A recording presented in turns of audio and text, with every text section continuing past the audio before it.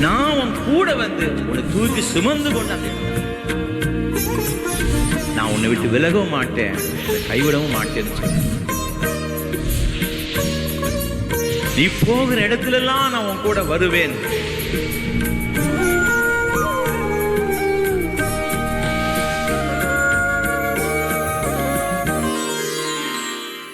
ஜெபம் பண்ண கடவோம்.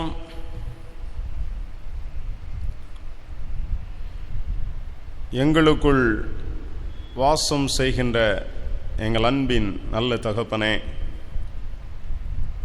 நீர் கொடுத்திருக்கிற இந்த புதிய மாதத்திற்காக நாங்கள் உமக்கு நன்றி செலுத்துகிறோம். கடந்த மாதம் முழுவதும் எங்கள் ஆண்டவர் எங்களை கண்ணின் மணி போல நீர் பாதுகாத்ததற்காக உமக்கு நன்றி செலுத்துகிறோம். இந்த புதிய மாதத்தின் காலை பொழுதிலே எங்கள் ஆண்டவருடைய கிருபையை பெற்றுக்கொள்ளும்படியாக நாங்கள் உம்மை நோக்கி பார்க்கின்றோம். தகப்பனே, உம்முடைய கிருபை எங்களை தாங்கும்படியாக ஜெபிக்கிறோம். உம்முடைய வல்லமை எங்களை ஆட்கொண்டு வழிநடத்தும்படியாக ஜெபிக்கிறோம். இயேசு கிறிஸ்துவின் மூலம் ஜெபம் கேளும் நல்ல பிதாவே. ஆண்டவருடைய நாமத்திற்கு மகிமை உண்டாக நாம் யாவரும் கீதங்களும் கீர்த்தனைகளும் 407 பாமாலை 258 பாடுவோம். கீதங்களும் கீர்த்தனைகளும் 407 பாமாலை 258.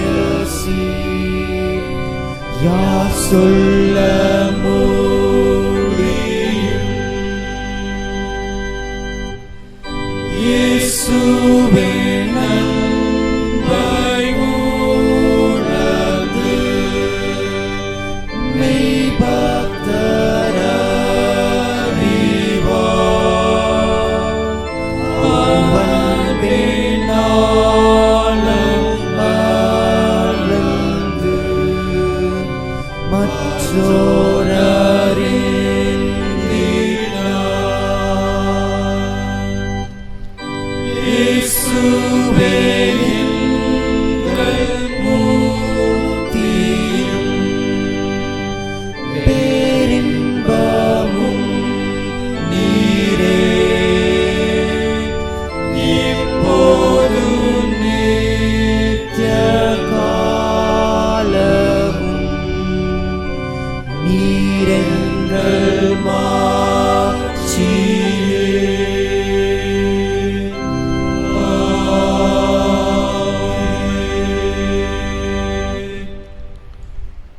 கர்த்தாவே, நீர் வெளிப்படுத்தினதை நான் கேட்டேன், எனக்கு பயம் உண்டாயிற்று.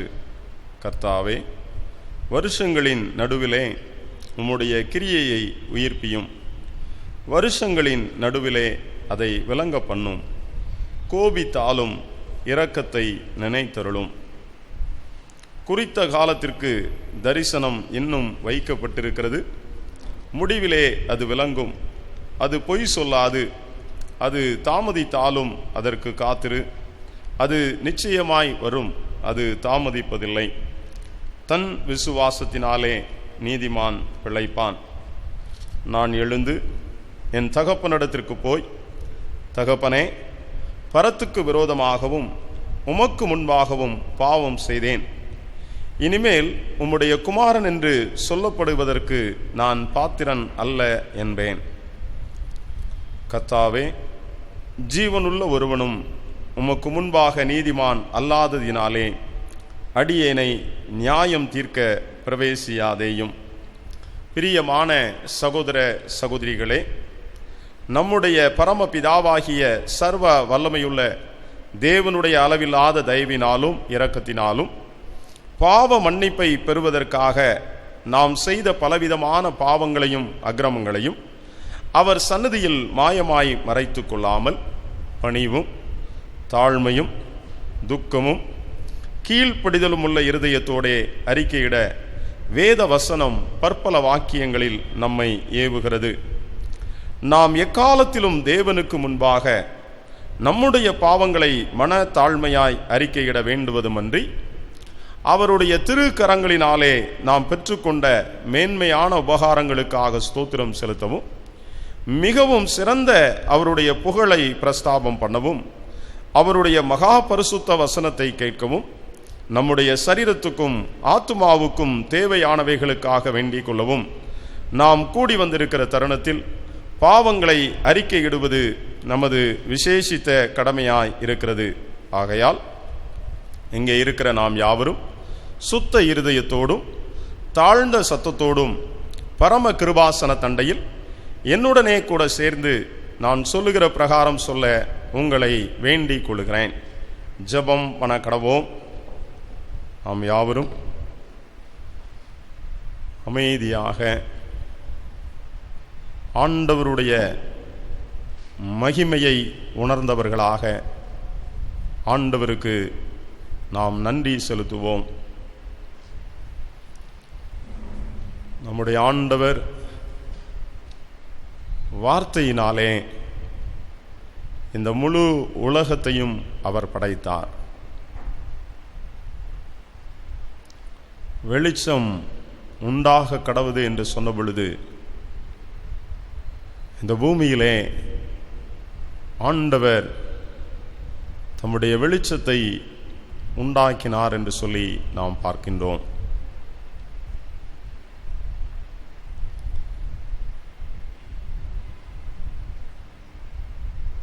அவர் தம்முடைய சுவாசத்தையே மனிதனின் மேல் ஊதி ஜீவனை பெற்றுக்கொள் என்று சொல்லி அவர் நமக்கு ஜீவன் கொடுத்திருக்கிறார். ஆண்டவருக்கு நாம் நன்றி நிறைந்த இருதயத்தோடு நாம் ஆண்டவருக்கு நன்றி செலுத்துவோம். அவருடைய வார்த்தை இன்றைக்கும் நம்மை உருவாக்கி கொண்டிருக்கிறதற்காக நாம் ஆண்டவருக்கு நன்றி செலுத்துவோம். அவருடைய சுவாசத்தையே நமக்கு கொடுத்து அந்த ஆண்டவரை இந்த உலகத்திற்கு காண்பிக்கக்கூடிய கிருபைகளை ஆண்டவர் கொடுத்திருக்கிறதற்காக நாம் ஆண்டவருக்கு நன்றி செலுத்துவோம். எல்லாவற்றிற்கும் மேலாக அவரையே ஜீவ பலியாக நமக்கென்று ஒப்பு கொடுத்து அவருடைய விலையேற பெற்ற இரத்தத்தினால் நம்மை கழுவி இருக்கிறார். ஆண்டவர் இந்த 7 மாதங்களும் அவர் நம்மோடு கூட இருந்து அவர் நம்மோடு செயலாற்றின எல்லா கிருபைகளுக்காக நாம் ஆண்டவருக்கு நன்றி செலுத்துவோம். நாம் நிர்மூலம் ஆகாமல் இருப்பது அவருடைய சுத்த கிருபை. இதை உணர்ந்தவர்களாக நாம் ஆண்டவருக்கு நன்றி செலுத்துவோம். இந்த 7 மாதங்களும் நம்முடைய கைகளின் பிரயாசங்களை அவர் ஆசீர்வதித்து கொடுத்திருக்கிறார். நம்முடைய பிரயாணங்களிலே அவர் நம்மோடு கூட இருக்கிறார். இன்னுமாக கடந்த மார்ச் மாதம் முதல் இந்த ஊரடங்கு பிறப்பிக்கப்பட்ட போதிலும் ஆண்டவர் நம்மோடு கூட இருந்து நம்முடைய கரங்களை அவர் பிடித்து கொண்டு அவர் நமக்கு உதவி செய்து கொண்டிருக்கிற கிருபைகளை உணர்ந்து, ஆண்டவரே உமக்கு நன்றி என்று சொல்லி உள்ளத்தின் ஆழத்திலிருந்து நாம் ஆண்டவருக்கு நன்றி செலுத்துவோம். அவருடைய விலையேற பெற்ற இரத்தத்தினால் நம் எல்லாருடைய பாவங்களையும் அவர் மன்னித்திருக்கிறார். அந்த மன்னிப்பு அவரையே நமக்காக கொடுத்து அவர் கொடுத்திருக்கிறார். அந்த ஆண்டவருக்கு நாம் நன்றி செலுத்துவோம். இந்த புதிய மாதத்திலும் எனக்கு ஒத்தாசை வரும் பர்வதங்களுக்கு நேராக என் கண்களை ஏறெடுப்பேன். அந்த உதவி வானத்தையும் பூமியையும் உண்டாக்கின கர்த்தரிடத்திலிருந்து வரும் என்று சொன்னது போல ஆண்டவருடைய கரத்திலிருந்து ஆண்டவர் நம் ஒவ்வொருவருக்கென்றும் ஆயத்தப்படுத்தி இருக்கிற நன்மைகளை பெற்றுக்கொள்வதற்கு ஆண்டவர் நம்மை தகுதிப்படுத்தும்படியாக நாம் அவரை நோக்கி பார்ப்போம். தாவீது சொல்லுகின்றார், கர்த்தர் நம்மை நினைத்திருக்கிறார், அவர் ஆசீர்வதிப்பார். ஆண்டவரே, இந்த புதிய மாதத்திலே என்னையும் ஆசீர்வதியும் என்று சொல்லி நாம் நம்மையே தாழ்த்தி கேட்போம். அதை உணர்ந்தவர்களாக நாம் யாவரும் சேர்ந்து சொல்லுவோம். சர்வ வல்லமையும் மிகுந்த இரக்கமும் உள்ள பிதாவே,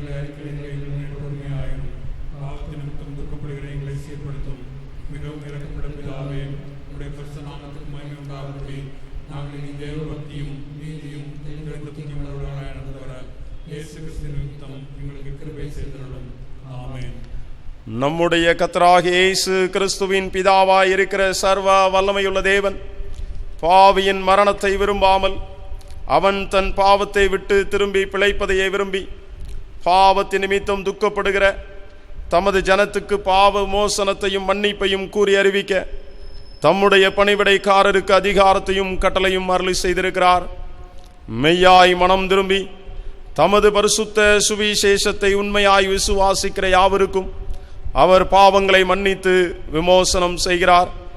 ஆகையால் கடைசியிலே அவருடைய நித்திய ஆனந்தத்தில் சேரத்தக்கதாக இத்தருணத்தில் நாம் செய்கிறது அவருக்கு பிரியமாயிருக்கவும் இனி உயிரோடு இருக்கும் நாளெல்லாம் மாசில்லாமல் பரிசுத்தம் உள்ளவர்களாய் நடக்கவும் அவர் நமக்கு மெய்யான மனம் திரும்புதலையும் தம்முடைய பரிசுத்த ஆவியையும் அருளி செய்ய வேண்டும் என்று நம்முடைய கர்த்தராகிய இயேசு கிறிஸ்துவின் மூலமாய் அவரை வேண்டிக் கொள்ள கடவோம்.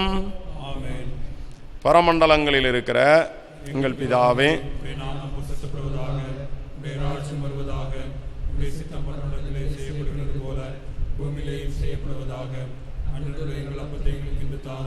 எங்களுக்கு விரோதமாய் குற்றம் செய்கிறவர்களுக்கு நாங்கள் மன்னிக்கிறது போல எங்கள் குற்றங்களை எங்களுக்கு மன்னியும். எங்களை சோதனைக்குள் பிரவேசிக்க பண்ணாமல் தீமை நின்று எங்களை ரட்சித்துக் கொள்ளும். ராஜ்யமும் வல்லமையும் மகிமையும் நினைக்கும் தேவைகளே. ஆமென். ஆண்டவரே, எங்கள் உதடுகளை திறந்தருளோம்.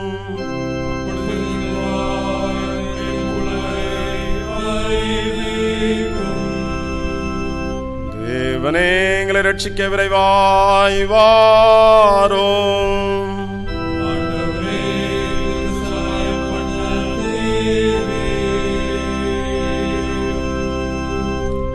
பிதாவுக்கும் குமாரனுக்கும் பரிசுத்த ஆவிக்கும் மகிமை உண்டாவதாக.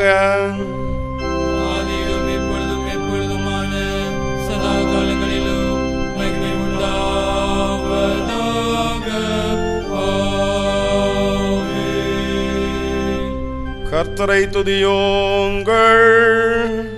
கர்த்தருடைய நாமம் துதிக்கப்படுவதாக.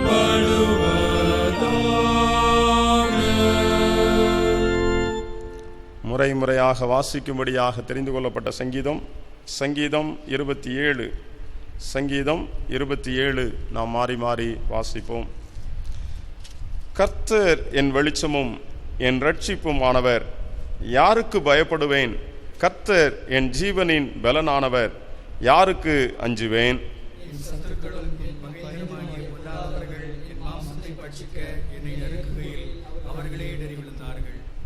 எனக்கு விரோதமாக ஒரு பாளையம் இறங்கினாலும் என் இருதயம் பயப்படாது.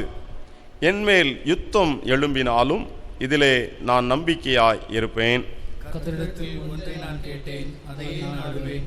நான் கர்த்தருடைய மகிமையை பார்க்கும்படியாகவும் அவருடைய ஆலயத்தில் ஆராய்ச்சி செய்யும்படியாகவும் நான் என் ஜீவனுள்ள நாளெல்லாம் கர்த்தருடைய ஆலயத்தில் தங்கியிருப்பதையே நாடுவேன்.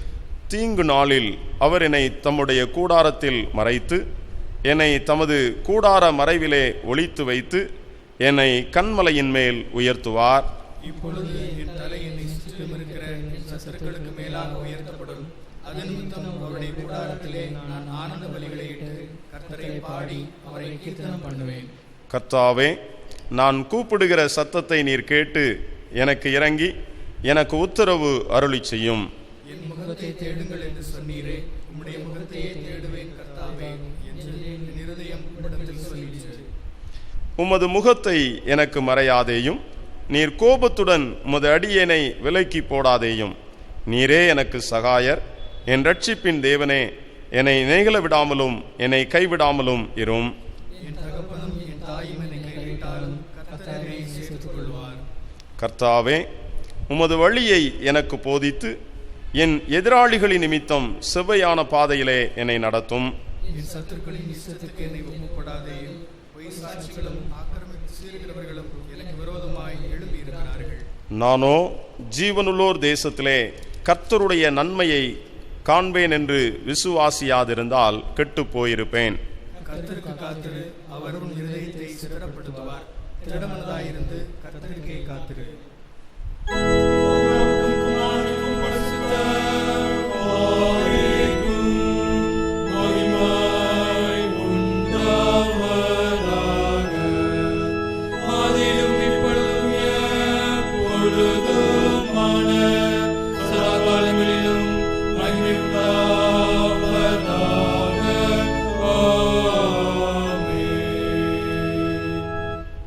நாம் நம்முடைய விசுவாசத்தை அறிக்கை செய்வோம்.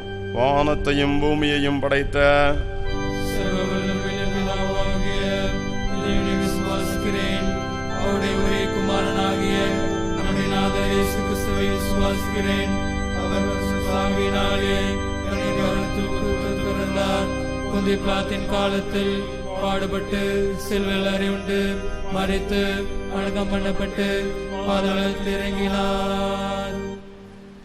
மூன்றாம் மரணத்தோடு எழுந்தருளினார். பரமனுக்கு ஏறி சர்வவல்லமையுள்ள பிதாவாகிய தேவனுடைய வலதுபார்சத்தில் வீற்றிருக்கிறார். அவ்விடத்திலிருந்து பிறரை மரித்தோரை நியாயத்தீர்க்க வருவார். பரிசுத்த ஆவியை விசுவாசிக்கிறேன். பொதுவாக பரிசுத்த சபையும் பரிசுத்தமானவருடைய ஐக்கியமும் பாவ மன்னிப்பும் சரீரம் உயிர்த்தெழுதலும் நித்திய ஜீவனும் என்று விசுவாசிக்கிறேன்.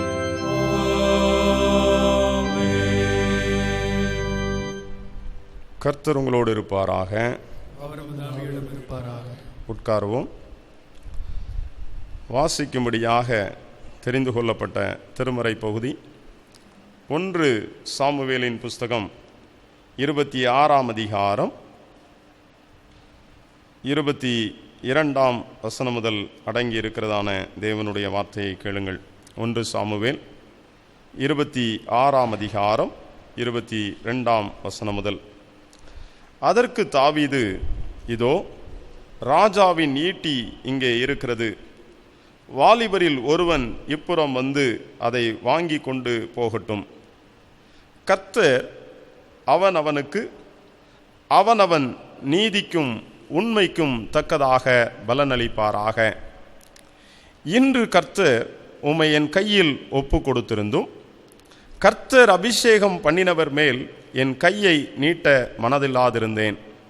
இதோ உம்முடைய ஜீவன் இன்றைய தினம் என் பார்வைக்கு எப்படி அருமையாய் இருந்ததோ அப்படியே என் ஜீவனும் கர்த்தரின் பார்வைக்கு அருமையாய் இருப்பதினால் அவர் என்னை எல்லா உபத்திரவத்துக்கும் நீங்களாக்கி விடுவாராக என்றான். அப்பொழுது சவுல் தாவீதை நோக்கி, என் குமாரனாகிய தாவீதே, நீ ஆசீர்வதிக்கப்பட்டவன், நீ பெரிய காரியங்களை செய்வாய், மென்மேலும் பலப்படுவாய் என்றான். அப்படியே தாவீது தன் வழியே போனான், சவுலும் தன் ஸ்தானத்திற்கு திரும்பினான் என்பது. இருந்தபடியே தலை தாழ்த்தி ஜெபம் செய்வோம். அன்பின் நல்ல தகப்பனே, எங்களுடைய எண்ணங்களையும் எங்களுடைய சிந்தனைகளையும் உமக்கு நேராக நீர் ஒருமுகப்படுத்துகிறதற்காக உமக்கு நன்றி செலுத்துகிறோம். எங்களுடைய உள்ளத்தின் உணர்வுகள் உமக்கு தெரியும், இருதயத்தில் இருக்கின்ற பாரங்கள் உமக்கு தெரியும். உம்முடைய வசனம் என்னோடும் எங்களோடும் கூட பேசும்படியாக ஜெபிக்கிறோம். உம்முடைய வார்த்தைக்கு கீழ்ப்படியக்கூடிய இருதயத்தை எங்களுக்கு தாரும். இயேசு கிறிஸ்துவின் மூலம் ஜெபம் கேளும் நல்ல பிதாவே, ஆமென். கிறிஸ்துவுக்குள் என கண்பானவர்களே, இந்த புதிய மாதத்திலே முதல் நாளிலே உங்களோடு கூட ஆண்டவருடைய வார்த்தையை பகிர்ந்து கொள்வதற்கு ஆண்டவர் கொடுத்த கிருபைக்காக நன்றி செலுத்துகிறேன். இந்த நாளிலும் இந்த ஆராதனையை நடத்தி ஆண்டவருடைய வார்த்தையை பகிர்ந்து கொள்ளவும் இந்த வாய்ப்பை எனக்கு கொடுத்த உங்களுடைய அன்பு போதகர் வி.டி. முத்துராஜ் ஐயா அவர்களுக்கும் என் மனதார நன்றியை தெரிவித்துக் கொள்கின்றேன். இந்த நாளின் காலை வேளைக்காக தெரிந்து கொண்ட சிந்தனைக்காக தெரிந்து கொண்ட திருமறை பகுதி 1 சாமுவேலினுடைய புஸ்தகம் 26ஆம் அதிகாரம் 24ஆம் வசனத்தின் மத்திய பகுதி.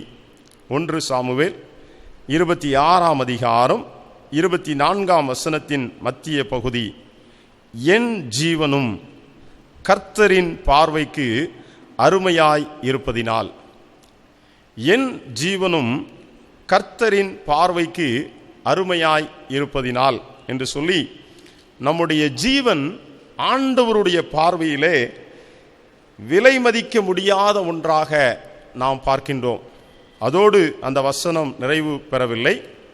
அவர் என்னை எல்லா உபத்திரவத்திற்கும் நீங்களாக்கி விடுவாராக என்றான். ஒரு ஜெபத்தோடு கூட தாவீது அரசன் அந்த வார்த்தையை சொல்லுகிறதை நாம் பார்க்க முடியும். இந்த முழு உலகத்தையுமே கடந்த மார்ச் மாதம் முதல் நம்முடைய தேசத்திலே இந்த கொரோனா என்கின்ற ஒரு வியாதியினுடைய வேகம் அதிகரித்து கொண்டிருக்கிறதை நாம் உணர முடியும். அதே சமயத்திலே நம் எல்லாருடைய உள்ளத்திலும் நம்மை அறியாமலேயே பயம் என்கின்ற ஒரு உணர்வும் அதிகமாக இருக்கிறதை நாம் பார்க்கின்றோம்.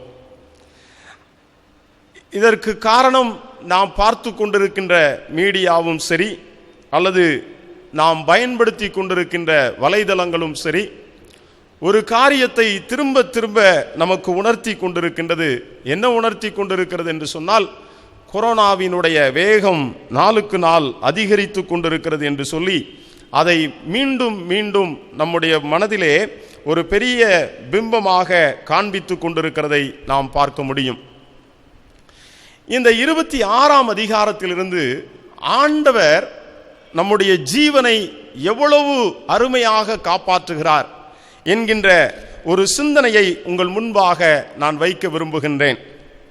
இந்த 26ஆம் அதிகாரம் முதல் வசனத்திலிருந்து நாம் பார்ப்போம் என்று சொன்னால், சீப் ஊரார் என்று சொல்லி ஒரு கிராமம் இருக்கின்றது. அந்த கிராமத்தில் இருக்கிற மக்கள் எல்லாரும் ஒன்றாக சேர்ந்து சவுலினிடத்திலே போய், சவுல் ராஜாவே, உமக்கு ஒரு காரியம் தெரியுமா? நீர் யாரை தேடிக்கொண்டிருக்கின்றோ அந்த தாவீது எசிமோசனுக்கு எதிரான ஆகிலா என்கின்ற ஒரு மேட்டிலே ஒளிந்திருக்கிறான் என்று சொல்லி சொல்லுகின்றார்கள். இந்த வார்த்தையை கேட்டவுடன் சவுல் என்ன செய்கிறான் என்று சொன்னால், 3000 பேரை கூட்டிக் கொண்டு இந்த தாவீதை அழிப்பதற்காக அல்லது தாவீதினுடைய ஜீவனை பறிப்பதற்காக அவர் வந்து கொண்டிருக்கின்றார். அப்படி அவர் பிரயாணப்பட்டு வந்து கொண்டிருக்கின்ற பொழுது இந்த செய்தி யாருக்கும் கிடைக்கிறது என்று சொன்னால் தாவீதுக்கும் கிடைக்கிறது. தாவீது உடனே என்ன செய்கிறார் என்று சொன்னால், ஒரு வேவுகாரனை அனுப்பி, எப்பா சவுல் வந்து என்னை பிடிப்பதற்காக அவன் வருகிறார் என்று சொல்லி கேள்விப்படுகிறேன், அது உண்மைதானா என்று சொல்லி பார்த்து கொண்டு வா என்று சொல்லி அனுப்புகின்றான். அந்த வேவுகாரன் வந்து பார்த்துவிட்டு தாவீதினிடத்திலே சொல்லுகின்றான், ஆம், சவுல் 3000 பேரோடு கூட வந்து கொண்டிருக்கின்றார். சவுலோடு இருக்கிறது 600 பேர். ஒரு ஆளுக்கு 5 பேர் வைத்து 3000 பேர் என்ன செய்து கொண்டிருக்கிறார்கள் என்று சொன்னால், அங்கே தாவீதையும் அவனுடைய கூட்டத்தையும் பிடிப்பதற்காக வந்து நிற்கிறார்கள்.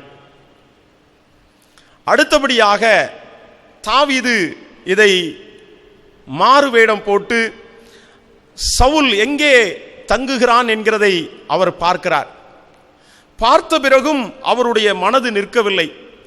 சாயந்தரம் ஆனவுடன் தன்னுடைய தன்னோடு கூட இருக்கின்ற 2 பேரை பார்த்து சொல்லுகின்றான், எப்பா நான் சவுலினுடைய பாளையத்திற்குள்ளாக போக விரும்புகின்றேன், என்னோடு கூட யார் வர முடியும் என்று சொல்லி கேட்கின்றார்.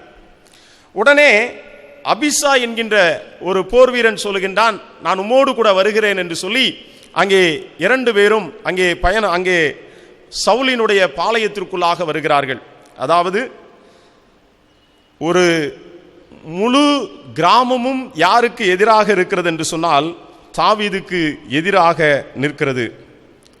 இரண்டாவது, இந்த 600 பேர் என்கின்ற மக்கள் கூட்டத்தை பிடிப்பதற்காக ஒரு நபருக்கு 5 பேராக அதிகரித்து கொண்டு இந்த தாவீதை பிடிக்க வேண்டும் என்று சொல்லி சவுல் 3000 பேரோடு கூட வருகின்றார். ஆனால் இப்படிப்பட்ட ஒரு சூழ்நிலையிலே தாவீதுக்கு ஒரு ஆசை. என்ன ஆசை என்று சொன்னால், இந்த சவுல் ஒரு தவறான நோக்கத்தோடு கூட என்னை அழிக்க தேடுகின்றான், என்னுடைய மனதில் அப்படிப்பட்ட ஒரு எண்ணம் இல்லை என்பதை காண்பிக்க வேண்டும் என்பதற்காக அந்த 3000 பேர் இருக்கின்ற கூட்டத்திற்குள்ளாக 2 மனிதர்களாக போகின்றார்கள். ஒன்று தாவீது, இன்னொன்று அபிசாய். இந்த 2 பேரையும் பார்க்கின்ற பொழுது இவர்கள் என்ன செய்கிறார்கள் என்று சொன்னால், ராத்திரியிலே எல்லாரும் ஒரே இடத்திலே படுத்திருக்கிறார்கள். கிட்டத்தட்ட 3000 பேர் படுத்திருக்கின்றார்கள். அப்போ படுத்திருக்கும் போது இந்த தாவீதினுடைய பிரயாணம் இருட்டுக்குள்ள 3000 பேரும் சுத்தி சுத்தி படுத்திருக்கிற இடத்துல தன்னுடைய கால் தடங்களை மிக நேர்த்தியாக வைத்து அங்கே சவுல் அரசனினுடைய பக்கத்திலே போய் நிற்கின்றான். அப்போ கூட நிற்கின்ற அபிசாய் சொல்லுகின்றான், ஆண்டவர் உமக்கு நல்லது செய்ய போகிறார், நீர் யாரை சத்ருவாக நினைத்து கொண்டிருக்கின்றீரோ அந்த சத்ருவையே ஆண்டவர் உம்முடைய கரங்களிலே கொடுக்க போகிறார், எனவே நான் இவரை குத்தி கொன்று விடுகிறேன் என்று சொல்லி அங்கே சொல்லும் பொழுது தாவீது சொல்லுகின்றான், இல்ல நீ அவரை ஒன்றும் செய்யக்கூடாது அப்படின்னு சொல்லி சொல்லுகின்றான். சரி என்று இதை கேட்டுக்கொண்டு அதுக்கப்புறம் தாவீது ஒரு சின்ன முடிவெடுக்கின்றார். ஒரு ஈட்டியை, சவுலினுடைய ஈட்டியையும் அவன் பக்கத்தில் இருந்த தண்ணீர் குடிக்கின்ற செம்பையும் தன்னுடைய கரத்திலே எடுத்துக்கொண்டு அவன் வருகின்றான். இங்கே ஆண்டவர் எப்படி காப்பாற்றுகிறார், இந்த 3000 மக்கள் மத்தியிலே எப்படி தாவீதை காப்பாற்றுகிறார் என்று சொல்லி பார்ப்போம் என்றால், அந்த 26ஆம் அதிகாரம் 12ஆம் வசனத்திலே சொல்லப்படுகிறது, அங்கே சவுலின் தலைமாட்டில் இருந்த ஈட்டியையும் தண்ணீர் செம்பையும் எடுத்துக்கொண்ட பின்பு புறப்பட்டு போனார்கள். அதை ஒருவரும் காணவில்லை, அறியவும் இல்லை, ஒருவரும் விழித்து கொள்ளவும் இல்லை. கர்த்தர் அவர்களுக்கு அயர்ந்த நித்திரையை வருவித்ததினால் அவர்கள் எல்லாரும் என்ன செய்தார்கள்? தூங்கினார்கள். அதாவது உலகம் முழுசு எதிர்த்தாலும் சரி, அல்லது இந்த 3000 பேர் தாவீது என்கின்ற ஒரு மனிதனை பிடிப்பதற்காக வந்திருந்தாலும் சரி, அந்த 3000 பேர் இருக்கின்ற அந்த மக்கள் கூட்டத்திற்குள்ளாக தாவீதும் அபிசாயும் தனி மனிதர்களாக அங்கே வந்த பொழுதும் இந்த 3000 பேருக்கும் ஆண்டவர் ஒரே செயலை கொடுத்திருந்தார். யாருக்குமே இந்த தாவீது வந்ததை யாருமே பார்க்கல. அவர்களுடைய உணர்வுகளில் கூட தாவீது வந்திருக்கிறான் அப்படிங்கிற அந்த எண்ணம் கூட என்ன செய்யவில்லை, உருவாகவில்லை.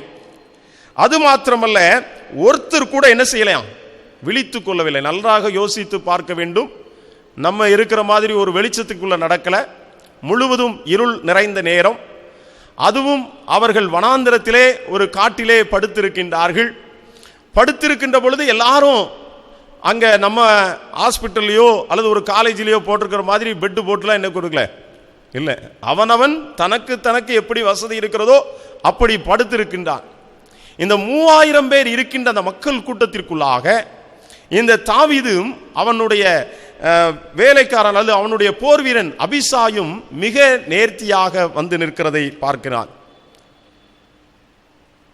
அந்த பார்த்துட்டு அவன்கிட்ட இருக்கிற பொருளை எடுத்துக்கொண்டு போகிற வரைக்கும் சவுலுக்கோ அல்லது அப்னேருக்கோ அவனோடு கூட இருந்த அந்த 3000 பேருக்கோ எந்த ஒரு சிந்தனையும் கொடுக்கவில்லை. ஆண்டவர் அவர்களுக்கு அயர்ந்த நித்திரையை கொடுத்தார் என்று சொல்லி வேதத்திலே நாம் பார்க்கின்றோம். ஆனால்தான் தாவீது அரசன் சொல்லுகின்றான், என் ஜீவனும் கர்த்தரின் பார்வைக்கு அருமையாய் இருந்தபடியினால், அருமையாய் இருப்பதினால் என்று சொல்லி அங்கே பார்க்கின்றோம். கிறிஸ்துவுக்குள் என கண்பானவர்களே, நம்முடைய ஜீவன் ஆண்டவருடைய பார்வையிலே அருமை நிறைந்ததாக இருக்கின்றது. ஆனால் நம்முடைய சிந்தனை எல்லாம் இந்த கொரோனா என்று சொல்லி ஒரு பய உணர்வோடு கூட இருக்கிறது. இன்னும் இந்த தாவீது அரசனுடைய ஜீவனை ஆண்டவர் எப்படியெல்லாம் காப்பாற்றினார் என்று சொல்லி நாம் பார்க்க வேண்டும் என்று சொன்னால், தாவீது ஆடு மேய்த்து கொண்டிருக்கின்றார். அப்படி அவன் ஆடு மேய்த்து கொண்டிருக்கும் பொழுது ஒரு நாள் என்ன நடக்கிறது என்று சொன்னால், அவனுடைய ஆட்டை ஒரு கரடி என்ன செய்து கொண்டிருக்கிறது என்று சொன்னால் பிடித்துக் கொள்கிறது. அப்போ இந்த ஆடை அந்த கரடி பிடித்திருக்கின்ற பொழுது இவன் என்ன செய்கிறான் என்று சொன்னால், அந்த சிங்கமும் இன்னொரு முறை ஒரு சிங்கமும் வருகின்றது. அதை பிடித்திருக்கிறனால இவன் என்ன செய்யறான் அப்படின்னு சொல்லி பார்த்தீங்கன்னா, அதிலிருந்து அதை காப்பாற்ற வேண்டும் என்று சொல்லி அவன் ஆட்டை அந்த சிங்கத்தினுடைய வாயிலிருந்து மீட்டு எடுக்கின்றான்.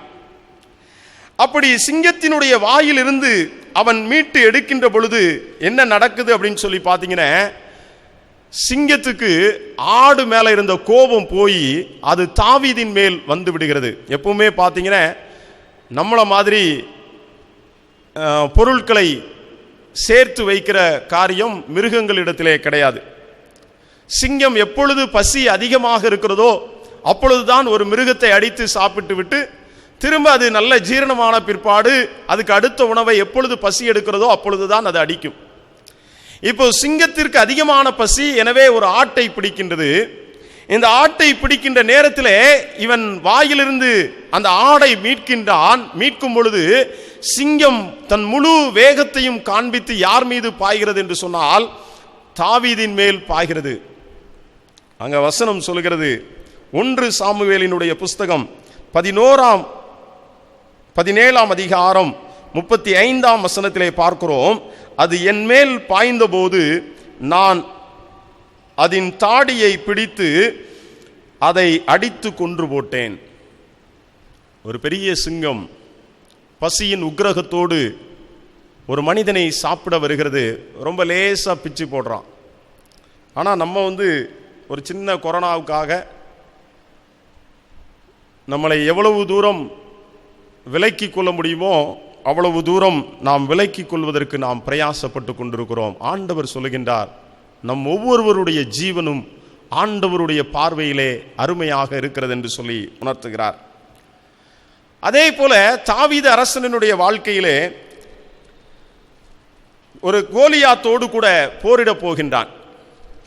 அப்போ கோலியாத்தோடு கூட தாவீது போரிட போகின்ற பொழுது கோலியாத் பார்த்தீங்க அப்படின்னு சொன்னீங்கன்னா, அவனுக்கு நெற்றியை தவிர மீதி எல்லா இடத்திலும் அவன் உலோகங்களினாலே தன்னை மறைத்து கொண்டிருக்கின்றான். அதாவது வாள் எடுத்து குத்தினாலும் சரி, கத்தியை எடுத்து குத்தினாலும் சரி, அது தன்னை தாக்காதபடிக்கு முழுவதும் தன்னை மறைத்து கொண்டு ஒரு யுத்தத்தை நடத்த வருகின்றான். ஆனால் தாவீது எந்த ஒரு மறைப்பையும் தனக்கு உடுத்தி கொள்ளாமல் ஒரு சாதாரண ஆடு மேய்க்கிறவனை போல அவன் என்ன செய்கிறான் என்று சொன்னால், இந்த இதை எடுத்துக்கொண்டு போகிறான். அப்படி அவன் எடுத்துக்கொண்டு போகிற போது அங்கே என்ன நடக்குது அப்படின்னு சொல்லி பார்த்தீங்க அப்படின்னு சொன்னீங்கன்னா, இந்த தாவீது அவன் ஒரே குத்தா குத்திடுவேன் அப்படின்னு சொல்லிட்டு வரான். ஆனால் தாவீது ஒரே ஒரு கவனை கொண்டு ஒரே ஒரு கல்லை பயன்படுத்துகின்றான். அங்கே பெலிஸ்தியன் ஆகிய கோலியாத் வீழ்ந்து போகின்றான். கிறிஸ்துவுக்குள் என கண்பானவர்களே, ஒரு கோலியாத் ஒரு போர் வீரனை போல 40 நாட்களும் கெர்ஜிக்கிறான். யாராவது ஒத்தைக்கு ஒத்தை என் கூட சண்டை போட்டு நீங்க என்ன ஜெயிச்சிட்டீங்கன்னா எங்க நாடே உங்களுக்கு அடிமை என்று சொல்லி தன்னுடைய வீரத்தின் மேல் நம்பிக்கை வைத்து தன்னுடைய முழு சரீரத்தையும் மறைத்தவனாக அவன் வருகின்றான். ஆனால் தாவீது ஒண்ணுமே இல்லை, ஒரு சாதாரண ஒரு கவனும் ஒரு கல்லையும் வைத்துக் கொண்டு அந்த கோலியாத்தை வீழ்த்தி விடுகிறதை நாம் பார்க்கின்றோம். அதனால்தான் அவன் சொல்லுகின்றான், என் ஜீவன் கர்த்தரின் பார்வைக்கு அருமையாய் இருப்பதினால். கிறிஸ்துவுக்குள் என கண்பானவர்களே, நம்முடைய ஜீவன் ஆண்டவருடைய பார்வையிலே ஒரு அருமையானதாக இருக்கின்றது. முதலாவது, ஒரு சிங்கம் அவனை பெய்த்து போட வேண்டும் என்று வந்த பொழுது இவன் சாதாரணமாக ஒரு சிங்கத்தை கொன்று விடுகின்றான். ஒரு கோலியாத் 40 நாட்கள் முழு தேசத்தையும் பயமுறுத்தி கொண்டிருக்கின்றான். தாவீது எந்த ஒரு ஆயுதத்தினாலும் அல்லது எந்த ஒரு கேடகத்தினாலும் தன்னை மறைத்துக் கொள்ளாமல் அங்கே அவனை வீழ்த்தி விடுகிறதை நாம் பார்க்கின்றோம். மூன்றாவதாக நாம் பார்க்கிற ஒரு காரியம் என்ன என்று சொன்னால், 2 சாமுவேலினுடைய புஸ்தகத்திலே அங்கே நாம் பார்க்கின்றோம். என்ன பார்க்கிறோம் என்று சொன்னால், தாவீதுக்கு வயதாகி கொண்டு வருகின்றது. அப்பொழுது அவன் என்ன செய்கிறான் என்று சொன்னால், அங்கே பெலிஸ்தியர்களோடு அவன் சண்டை போடுவதற்காக அவன் செல்லுகின்றான். அப்படி அவன் செல்லுகின்ற பொழுது 2 சாமுவேலினுடைய புஸ்தகம் 21ஆம் அதிகாரத்திலே பார்க்கிறோம். தாவீதுக்கு வயசு ஆயிடுச்சு. அதே சமயத்தில் அந்த சண்டையை இன்னும் தொடர்ந்து நடத்தக்கூடிய பலன் இல்லை. அங்கே 21ஆம் அதிகாரம் அங்கே 15ஆம் வசனம் சொல்கிறது, பெலிஸ்தியரோடு யுத்தம் பண்ணினார்கள், தாவீது என்ன செய்து போனானா, விடாய்த்து போனான். அதாவது நம்ம ரொம்ப தூரம் நடந்து போகும்போது இனிமே என்னால் ஒரு ஸ்டெப்பு கூட நடந்து எடுத்து வைக்க முடியாதுன்னு சொல்ற அளவுக்கு தாவீதால் அந்த போரிலே அடுத்த ஒரு ஸ்டெப்பு கூட எடுத்து வைக்க முடியாத ஒரு நிலைக்கு தள்ளப்படுகின்றான். அப்போ பக்கத்தில் இருக்கிறவன் என்ன செய்கிறான் என்று சொன்னால், ஒரு 300 சேக்கல் எடையுள்ள ஒரு வெண்கல ஈட்டியை வைத்து தாவீதை குத்த வருகின்றான். அதாவது தாவீதை குத்துவதற்காக அவன் ஓங்குகின்ற நேரமும் அந்த ஈட்டி அவன் மேல் படப்போகின்ற நேரமும் சரியான நேரத்தில் இருக்கின்ற பொழுது அங்கே என்ன நடக்கிறது என்று சொன்னால், அதே அபிசாய் என்ன செய்கிறான் என்று சொன்னால் 17ஆம் வசனத்திலே பார்க்கிறோம். அபிசாய் ராஜாவுக்கு உதவியாக வந்து பெலிஸ்தியனை வெட்டி கொன்று போட்டான். அப்பொழுது தாவீதின் மனுஷர் இஸ்ரவேலின் விலக்கு அணைந்து போகாதபடிக்கு நீர் இனி எங்களோட யுத்தத்துக்கு புறப்பட வேண்டாம் என்று அவனுக்கு ஆணையிட்டு சொன்னார்கள் என்று சொல்லி பார்க்கிறோம். முதல்ல மிருகத்தின் வாயிலிருந்து ஆண்டவர் தாவீதை காப்பாற்றினார். இரண்டாவது, ஒரு மிகப்பெரிய போர் வீரன் கோலியாத்தினுடைய கரத்திற்கு ஆண்டவர் தாவீதை காப்பாற்றினார். மூன்றாவதாக, சாவினுடைய விளிம்பில் நிற்கின்றான். அப்பொழுது அபிசாய் அங்கே காப்பாற்றி விட்டு சொல்லுகின்றான், இஸ்ரவேலின் விலக்கு அணைந்து போகாதபடிக்கு நீர் இனி யுத்தத்திற்கு வர வேண்டாம். அதனால்தான் தாவீது சொல்லுகின்றார், என் ஜீவன் கர்த்தரின் பார்வைக்கு அருமையாய் இருந்தபடியினால். இதை கேட்டுக்கொண்டிருக்கின்ற அல்லது இதை பார்த்து கொண்டிருக்கின்ற அன்பு சகோதர சகோதரிகளே, நம் எல்லாருடைய ஜீவனும் ஆண்டவருடைய பார்வையிலே விலை மதிக்க முடியாத ஒன்றாக இருக்கிறது. ஆண்டவர் நம்மை காப்பாற்றுகின்ற ஒரு தேவனாக இருக்கின்றார்.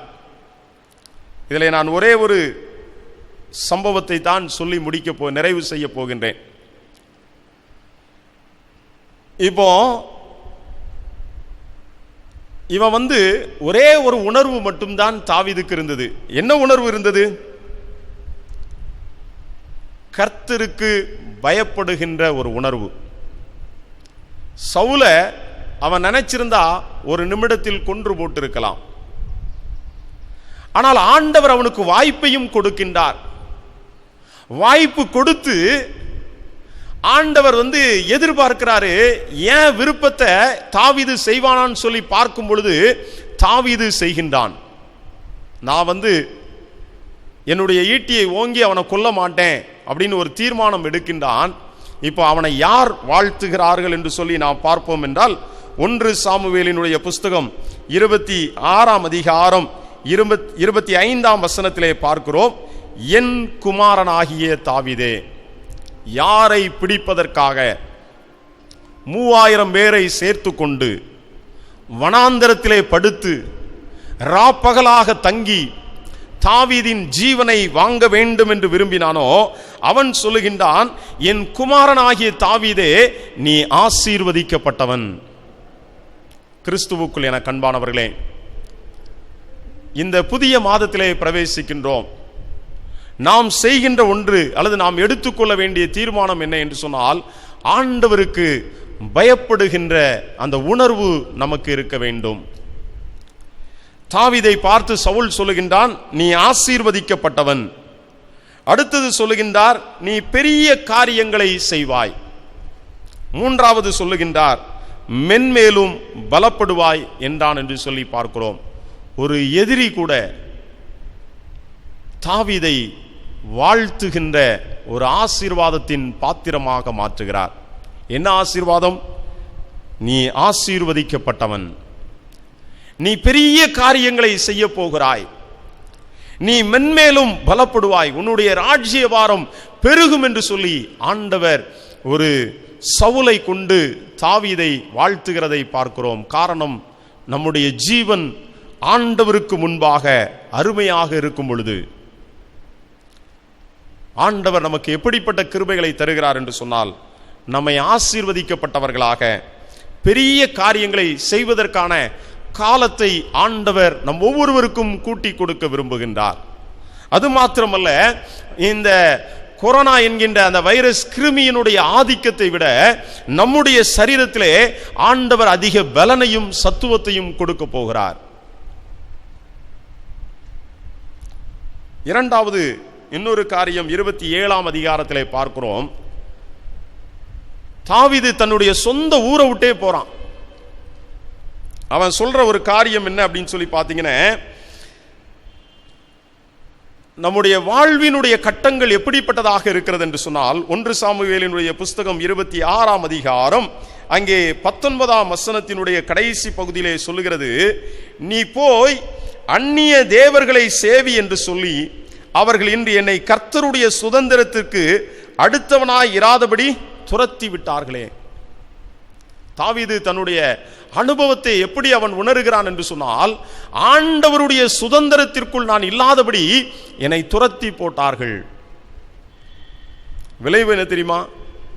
27ஆம் அதிகாரத்தில் பார்த்தோம் அப்படின்னு சொன்னா, எந்த கோலியாத்தை கொன்றானோ அதே நாட்டினுடைய அரசனுடைய ஆகீசினுடைய ராஜ்ய பாரத்திலே ஒரு ராஜதானியாக அவன் வலம் வருகிறதை நாம் பார்க்க முடியும். 27ஆம் அதிகாரம் 5ஆம் வசனத்திலே பார்க்கிறோம். தாவீது ஆகீசை நோக்கி, உம்முடைய கண்களில் எனக்கு தயை கிடைக்குமானால் நான் வாசம் பண்ணும்படி நாட்டிலுள்ள ஊர்களிலே ஒன்றிலே எனக்கு இடம் தாரும். உம்முடைய அடியான் உம்மோடே கூட ராஜதானி பட்டணத்திலே வாசமாய் இருப்பானேன் என்றான். அப்பொழுது ஆகீஸ் அன்றைய தினம் சிக்லாகை அவனுக்கு கொடுத்தான். அதிநிமித்தம் சிக்லாக் இந்நாள் வரைக்கும் யூதாவின் ராஜாக்களை சேர்ந்திருக்கிறது என்று சொல்லி நாம் பார்க்கின்றோம்.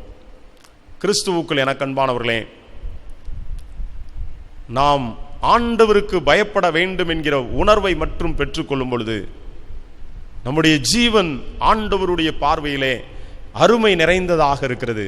அது அருமை என்ன என்று சொன்னால், எது என்னை அழிக்கும் என்று சொல்லி நினைத்து கொண்டிருந்தானோ அங்கிருந்து ஆண்டவர் ஆசீர்வாதத்தை தாவீதுக்கு கொடுத்தார். அது மாத்திரமல்ல, எந்த கோலியாத்தை வீழ்த்தி சவுல் கொன்றது 1000, தாவீது கொன்றது 10000 என்று சொல்லி மக்கள் எல்லாரும் புகழப்பட்டானோ அதே நாட்டிலே அதே இடத்திலே போய் கிட்டத்தட்ட 1 வருடமும் 4 மாதமும் அங்கே குடியிருக்கிறதை நாம் பார்க்க முடியும். கிறிஸ்துவுக்குள் என கண்பானவர்களே, நான் சொல்லுகிறது அதுதான்.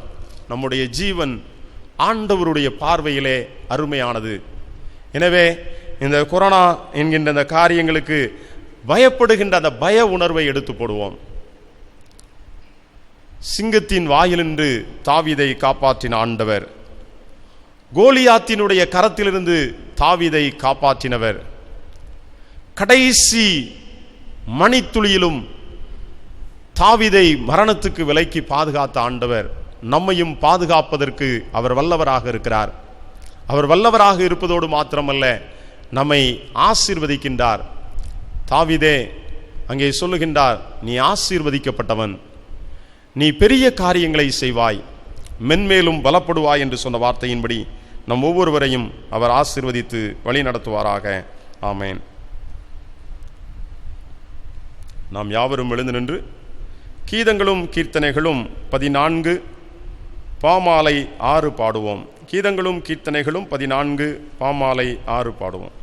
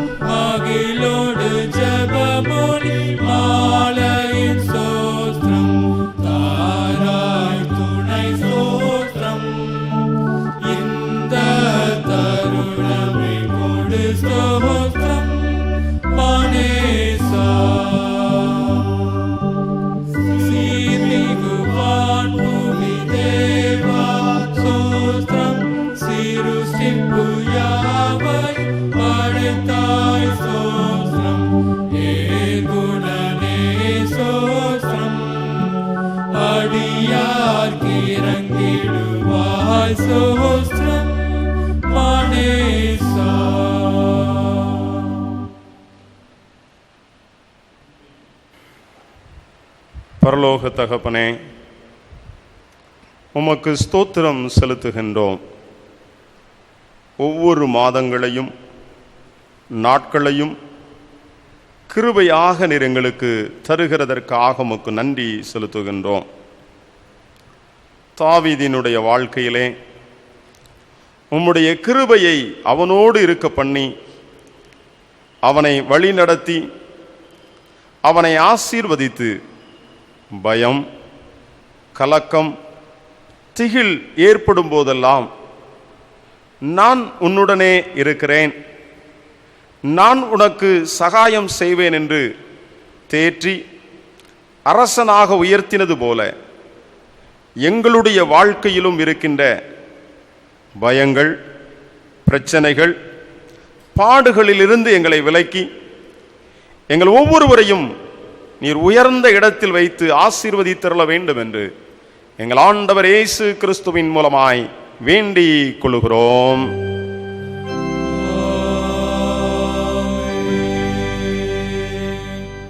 ஜெபம் செய்வோம். அன்பின் நல்ல தகப்பனே, ஒரு புதிய மாதத்திற்குள் நீர் எங்களை கரம் பிடித்து அழைத்து செல்லுகிறதற்காக உமக்கு நன்றி செலுத்துகிறோம்.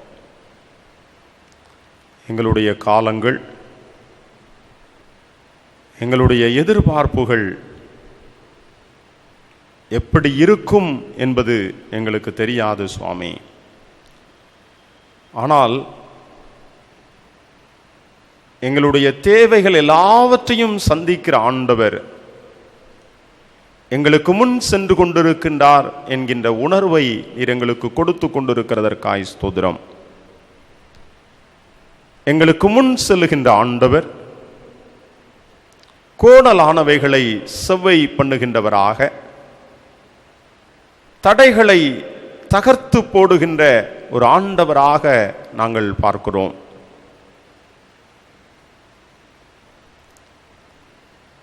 இந்த மாதத்தின் முதல் நாளிலே முதல் மணித்துளிகளை எங்கள் ஆண்டவருக்கென்று எங்களை அர்ப்பணம் செய்தவர்களாக நாங்கள் நிற்கிறோம். உனக்கு இருக்கிறதான இந்த பலத்தோடு கூட போ, உன்னை அனுப்புகிறவர் நானல்லவா என்ற வார்த்தையின்படி எங்கள் ஆண்டவருடைய பலத்தினால் நிரப்பப்பட்டவர்களாக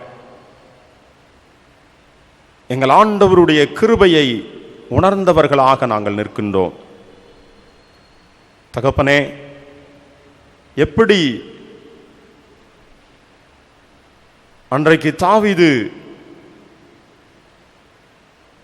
சவுலின் மூலமாக ஆசீர்வாதத்தின் வாழ்த்துக்களை பெற்றுக்கொண்டாரோ, அதே போல இந்த மாதத்திலும்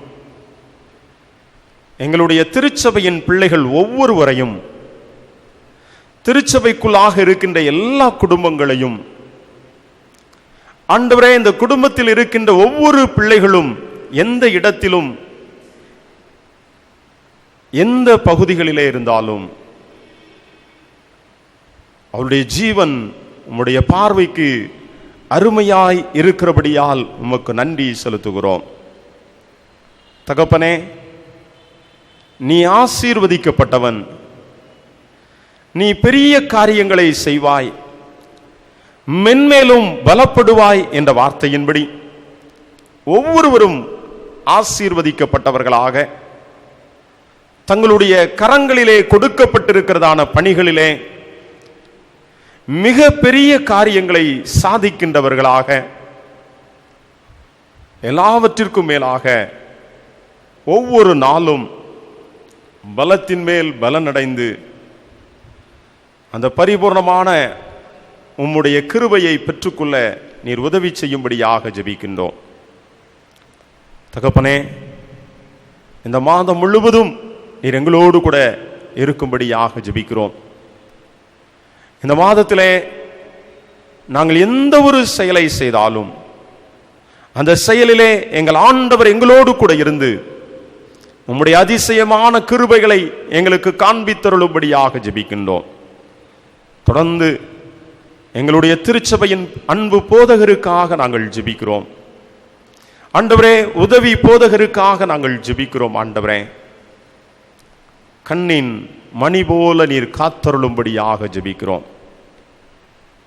என் நாமத்திற்கு பயந்திருக்கிற உங்கள் மேல் நீதியின் சூரியன் உதிக்கும், அவருடைய செட்டைகளின் கீழ் ஆரோக்கியம் இருக்கும் என்று சொன்ன வார்த்தையின்படி உம்முடைய முகத்தின் வெளிச்சத்தை ஆண்டவரே உம்முடைய பிள்ளைகளுடைய முகத்திலே நீர் பிரகாசிக்க பண்ணி அவர்களை வரும் நாட்களிலே இன்னும் வல்லமையாக, இன்னும் அநேகருக்கு ஆசீர்வாதமாக எங்கள் ஆண்டவர் எடுத்து பயன்படுத்தும்படியாக ஜெபிக்கிறோம்.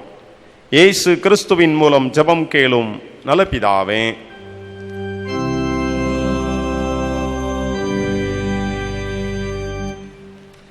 சமாதானத்தோடே உலகத்திற்குள்ளாக புறப்பட்டு போங்கள். திடமனதாயிருங்கள். நன்மையானவைகளை பற்றி கொள்ளுங்கள். யாருக்காகிலும் தீமைக்கு தீமை செய்யாதிருங்கள். சோர்ந்து போனவர்களை பலப்படுத்துங்கள். பலவீனரை தாங்குங்கள். துன்பப்படுகின்ற மக்களுக்கு உதவி புரியுங்கள். எல்லா மனிதரையும் கனம் பண்ணுங்கள். பரிசுத்த ஆவியின் வல்லமையில் சந்தோஷித்து ஆண்டவரில் அன்பு கூர்ந்து அவரையே சேவிப்பீர்களாக. பிதா, குமாரன், பரிசுத்த ஆவியும் ஆகிய சர்வ வல்லமையுள்ள தேவனுடைய ஆசீர்வாதம் உங்கள் மேல் தங்கி என்றென்றைக்கும் உங்களோட நிலைத்திருக்க கடவது.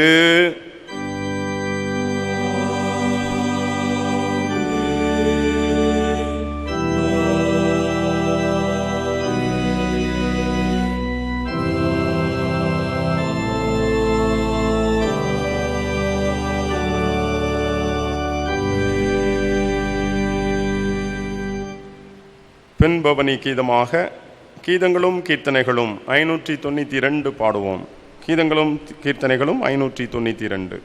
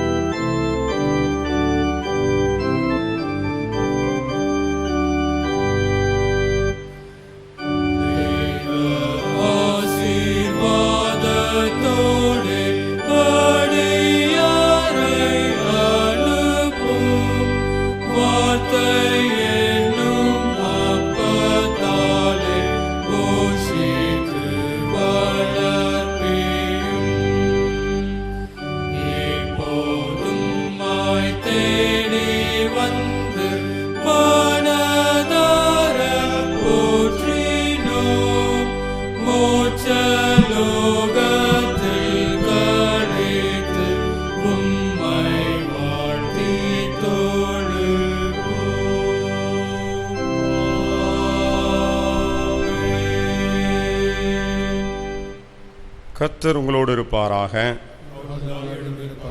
தேவ சமாதானத்துடைய போக கடவும்.